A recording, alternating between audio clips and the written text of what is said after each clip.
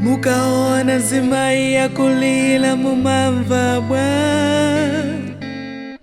akamuchotsa chibelekelo mumamva bwa sonsezi zapeweka kati tisi mtachina chake lamula la uchembele liulikire. Hello and welcome to Freedom Traces, a program produced by the Center for Solutions in Journalism. Today, you are with me, your host, Grace Makina. As Malawi joins the world in observing the 16 days of activism against gender-based violence, today we turn our focus to a key pillar in fight against abuse, the one-stop centers. And today we are joined by Margaret Savali from Chilazulu One-Stop Center to help us to understand how these centers operate, the success they have achieved, and challenges they are facing. To begin with, can you briefly explain what One-Stop Center is and its main purpose?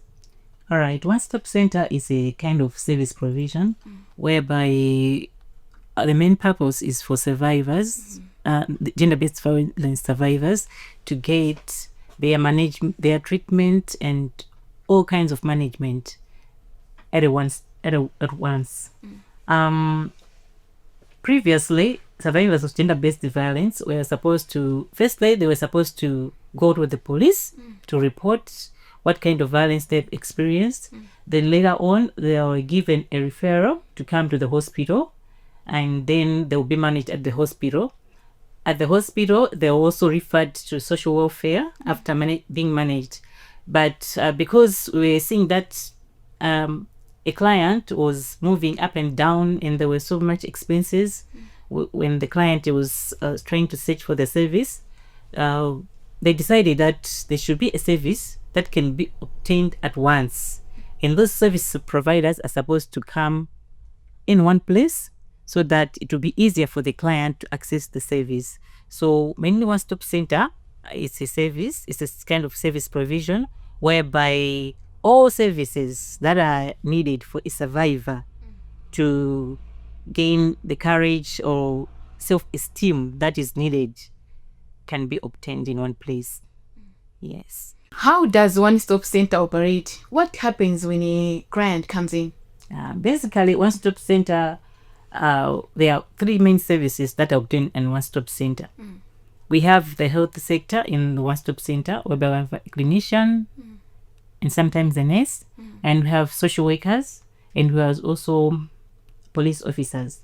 So these officers work together for each client. So when a client comes in who has been raped or has experienced physical violence, emotional violence, or any kind of violence, we sit together with the client. Then we take history. To our side is history taking, but to the police officer, it will be like he's taking a statement from the same person. So it's done at once. So it saves time to the client, and it also helps the client not to narrate the same audio for multiple times. Like it may be traumatic for clients to be narrating the same story for a number of times. So definitely, it also eases the client's pressure. So in One-Stop Center, when a client comes, like for the health part, we take history, as I've said. Then we excuse the other officers, like the police officer and the social officer. When we are doing examination, we do full examination of the client. If it's a child, we take consent. We have to be consented by the parent so that we can address the child and do the examination. Most of our clients are children. That is what I can say. Children range from 2 years to 16 years. Those are the most of our clients. So we take consent from the mothers or any guardians that have brought the client. Once we take consent, then we can address the clients. Then we do our examination. After the examination, we write down our findings, what we'll find, we actually write it in our own ways that everyone should be able to read. And when you are taking the statement also, when you are writing it down, we write in a way that everyone can understand, not our medical jargon as we used to write. So everyone understands what we have written. Once we have done that, a clinician or a nurse is supposed to make a decision according to the examination, whether to give what we call prophylaxis for HIV. We usually give pre-exposure prophylaxis for HIVs. These are ARVs that are given to anyone who have been sexually assaulted, and they are given within 72 hours. So each and every client whereby a clinician suspects that maybe penetration took place is given PEP. It's for 20 days. We also give emergency contraception for girls that have reached puberty, and we actually give these emergency contraceptions within 5 days from the date of the scenario. We also give other STI drugs, sexually transmitted drugs, just to prevent if at all there was any the perpetrator has any sexually transmitted infections. So that's what we do.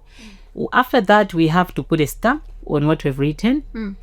Then we give it over to the police. Okay. Yeah. All right. How do survivors find their way to the center? Do they come directly? Most of the survivors that we see at One Stop Center, they actually come from the police. They are referred mainly from victim support unit.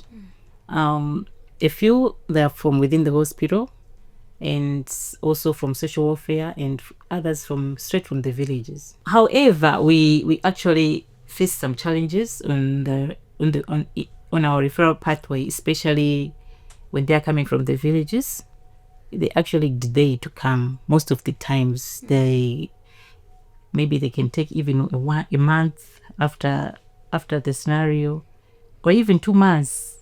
So most of the times it's like it's a challenge actually, because some children came already pregnant. We couldn't give them we can't give them the emergency contraceptions at that time, and some will come with manifested STIs. So it's a big challenge. Okay.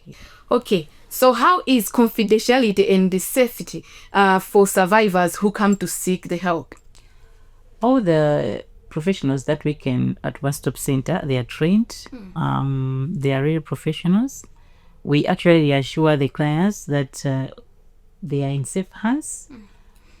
Our One Stop Center is situated at a place where there is real confidentiality and it's very private. So everything is sorted. We have lockers whereby our reports, they are kept in lockers.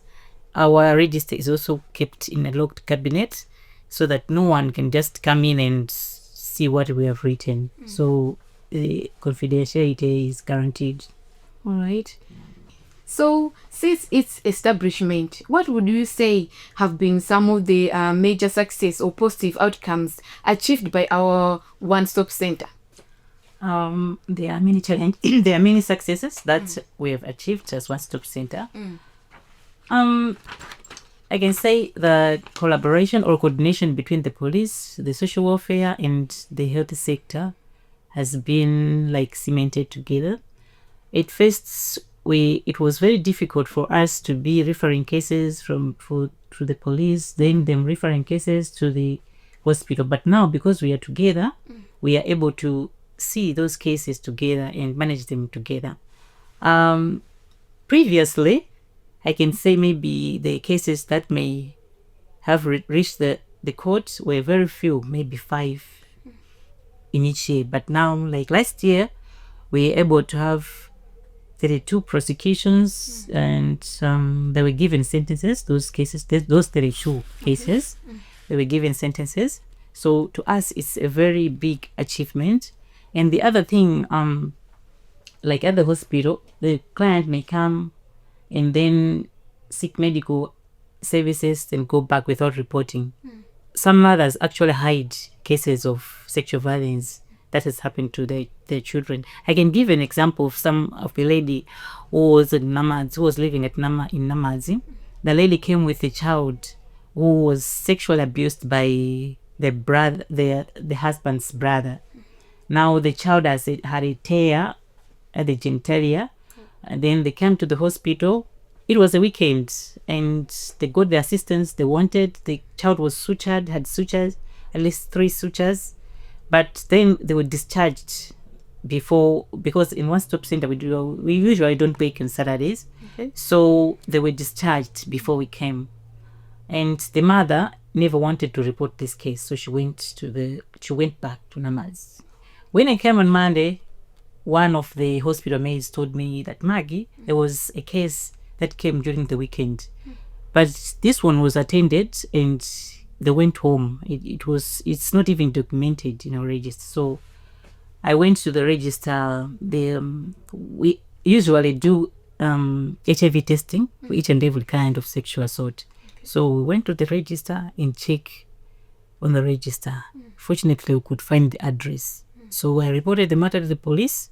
The police went there, and it was a war between the perpetrator and the police. They had to chase him to the river, he was like fighting back, but eventually he was caught. It's all because we are able to cooperate, and our collaboration is working. So it's really a success. We're working as a family. Okay.